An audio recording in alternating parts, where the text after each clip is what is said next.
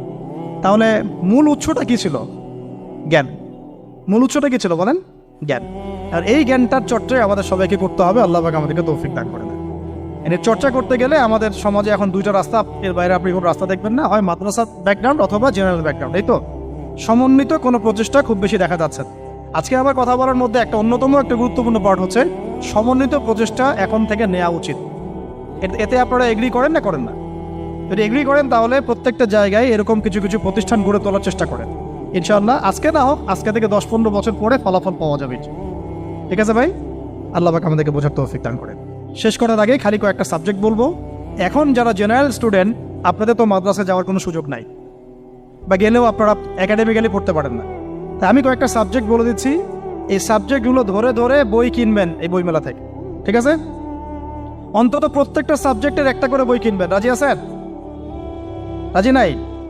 অন্তত প্রত্যেকটা সাবজেক্টের একটা করে বই কিনবেন। সাবজেক্ট 1 নাম্বার হচ্ছে আল কোরআন। 1 নাম্বার কি? আপনাকে কোরআন তেলাওয়াত করা শিখতে হবে। কোরআন তেলাওয়াত শেখার কি বই আছে খুঁজে বের করেন। আর এটা একা শিখতে পারবেন না, এটা নিয়ে গিয়ে কোনো ওস্তাদের কাছে বসে পড়তে হবে। এটা খুব খেয়াল রাখবেন আপনারা। একা একা বই পড়ে কখনো আলেম হয়ে যাওয়া যাবে না, বরং তখন বিভ্রান্ত হওয়ার সুযোগ বেশি থাকে। বই থাকবে, এটা আপনার গাইডেন্স, কিন্তু আপনার একজন মুরব্বী আলেম লাগবে। যে কোনো কাজ মুরব্বীদের সাথে মশওয়ারা না করে করলেই সমস্যা। কারণ আমরা তো দিন সম্পর্কে তেমন কিছু জানিই না রে ভাই। সমুদ্রে ডুব দিলে বুঝবেন যে গভীরতা কত বেশি। এখন আমরা ডুবই দেই নাই, এই জন্য মনে হয় যে আমি সবই জানি। ঠিক আছে? ডুব না দিলে আমার কাছে মনে হয় যে আমি তো সবই জানি। ডুব দিলে বুঝবেন যে আপনি কিছুই জানেন না, আমি কিছুই জানি না। 1 নম্বর সাবজেক্ট ভাই কোরআনের তেলাওয়াত শিখতে হবে। রাজি আছেন তো ইনশাল্লাহ? তাহলে এই বইগুলো কিনেন। 2 নম্বর হচ্ছে এই কোরআনের মানে ব্যাকরণ শেখার বইগুলো কিনবেন। কোরআনের ব্যাকরণ শেখার আরবি ভাষা সাহিত্যের বই কিছু কিনবেন। এই বইগুলো আপনাকে ওস্তাদদের কাছে গিয়ে পড়তে হবে। ঠিক আছে? এরপরে কিনবেন কোরআনের কিছু তাফসির, সহজ। মনে করেন একটা তাফসির নেন সহজ। কেউ মাআরিফুল কোরআন কিনেছেন, হয়তো কেউ সহজে অনুবাদ হয়েছে জালালাইন একটা কিনেছেন, কেউ হয়তো তাওজিহুল কোরআন কিনেছেন। একটা তাফসির বাসায় রাখেন অন্তত। ঠিক আছে? এটা হলো 3টা। 4 নম্বর হচ্ছে হাদিসের অন্তত একটা বই কিনেন আজকে। হাদিসের সহজ কিতাব কিনবেন। অনেকে দেখা যায় যে ভাই একেবারে হেদায়েত পেয়ে সহিহ বুখারী নিয়ে বসে যান। একেবারেই গলত কাজ আপনাদের, একেবারেই গলত কাজ। সহিহ বুখারী পড়তে গেলে 12 বছর সময় লাগে মানুষ। ওই লেভেলে চাইতে একটা মানুষের 12 বছর সময় লাগে। ওটা সবার প্রথমে ওটা খুললে তো আপনি হাদিস বুঝবেনই না। মনে হবে যে হাদিস কোরআনের সাথে সাংঘর্ষিক, এরকম মনে হবে। সহজ থেকে 1 লাফে কি আমরা ক্লাস 10-এ যাই? আগে তো ক্লাস 1-এ ভর্তি হয়েছেন, তাহলে হাদিসের শাস্ত্রে আসছেন, আগে বুখারী ধরতে গেলেন কেন? সবার আগে আপনি মৌলিক কিছু হাদিসে আরবাইন কিনেন, ফয়জুল কালাম কিনেন। আস্তে আস্তে আপনি বুলুগুল মারামে যান, রিয়াদুস সালিহিনে যান, মিশকাতে যান। আস্তে আস্তে আপনি তিরমিজি নাসাই করতে করতে সহিহ বুখারীতে যাবেন, সমস্যা নাই। ঠিক আছে? হাদিস আরেকটা বললাম, কটা হলো? 4টা-5টা। হ্যাঁ, আগে বলি কোরআন, আরবি ভাষা সাহিত্য, তারপরে তাফসীর আর হাদিস। 4টা বলেছে। 5 নম্বর হচ্ছে সিরাত। 5 নম্বর কি? নবীর জীবনী যে পড়ে নাই সে নবীকে চিনে না। নবীর জীবনী না পড়লে না কোরআন বুঝতে পারবে, না আর হাদিস বুঝতে পারবে। তো নবীর জীবনের অন্তত একটা বই কিনে যান এখান থেকে, অন্তত একটা। 60টা কি 70টা নবীর জীবনী আছে এই বইমেলাগুলোতে, খুলে দেখেন। আমার কাছে সবগুলোই আছে। এই চট্টগ্রামে ভাইরা যখন ছিলেন লালখানে কয়দিন আগে, আমি ভাইদের কাছ থেকে বই কিনেছি, নিজে কিনেছি প্রায় 70,000 টাকা একদিনেই। আর ওনারা আমাকে হাদিয়া দিয়েছেন মনে হয় আরো 30,000 টাকার হবে। তো এক পুরা বই ব্যাগ গাড়ি ভর্তি।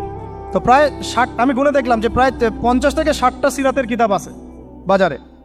একটা তো কিনেন, অন্তত একটা সিরাতের কিতাব তো অন্তত কিনেন। তারপরে ইসলামের ইতিহাসের বই কিনেন। 6 নম্বর ইসলামের ইতিহাসের বই কিনেন। 7 নম্বর ইতিহাস না জানলে কিন্তু আমরা শেকড় চিনতে পারবো না। 7 নম্বর হচ্ছে এই 4 খলিফার জীবনী, সাহাবীদের জীবনী, তাবেঈদের জীবনী, ইমামদের জীবনী, এগুলো কিনেন।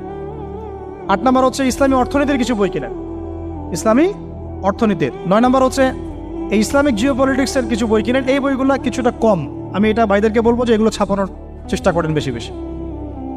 আর 10 নম্বর হচ্ছে ইসলামী ফিকহের যে মাসলা মাসাইলগুলো জানার জন্য কিছু বই আছে, এইগুলো। এই 10টা সাবজেক্টের বই একটা একটা করে কিনে বাসায় চলে। আর একটা নসিহত করব, বরেণ্য আলেমদের বই পড়বেন।